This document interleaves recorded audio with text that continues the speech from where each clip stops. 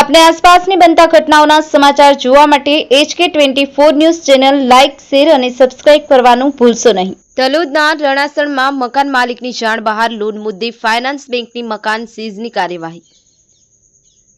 સ્થાનિક police bank કર્મીઓ સ્થાનિકના ટોળા ઉમટ્યા। તલોદના રણાસણ ગામમાં મકાન માલિકની જાણ બહાર થયેલ ધિરાણ બાદ બેંકના કર્મીઓ આજે કોર્ટના હુકમ અને પોલીસ પ્રોટેક્શન સાથે પ્રોપર્ટી સીઝ કરવા માટે આવતા ભારે હોબાળો મચ્યો હતો।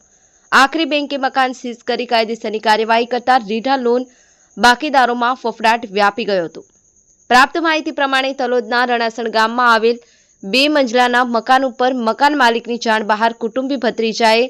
એયુ ફાઇનાન્સમાંથી લોન લઈ શરૂઆતના હપ્તા રેગ્યુલર ભર્યા બાદ કુટુંબ કબીલાને કોઈપણ પ્રકારની જાણ કર્યા સિવાય પ્રકાશભાઈ જયંતિભાઈ પટેલ છેલ્લા ઘણા સમયથી ફરાર થઈ જતા બેંકના હપ્તા નહીં ભરાતા બેંકે લીગલી કાર્યવાહીને અંતે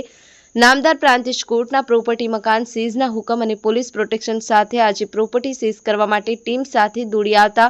સૌપ્રથમ પ્રોપર્ટી ધારક પરિવારને આ પ્રોપર્ટી માલિકી તેની પોતાના હોવાના દાવા સાથે જરૂરી આધાર પુરાવા બતાવી સીઝની પ્રક્રિયા અટકાવવા રજૂઆત કરી હતી, પરંતુ બેંકના કર્મીઓ ટસનામસ ન થતા આખરે માપણી કરી મકાન સીઝ કરી કાયદેસરની કાર્યવાહી કરવામાં આવ્યાની જાણ સમગ્ર તાલુકા પંથકમાં પ્રસરી જતા મુદત વિધિ બાકીદારો અને લોન લઈ સમયસર ભરપાઈ નહીં કરતા રીઢા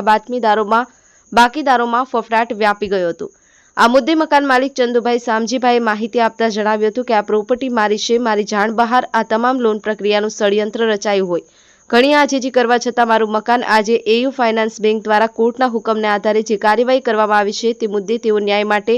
કોર્ટના દ્વાર ખટખટાવશે તેમ તેમણે જણાવ્યું હતું। Bureau report HK24 news Ramesh સત્યની સાથે।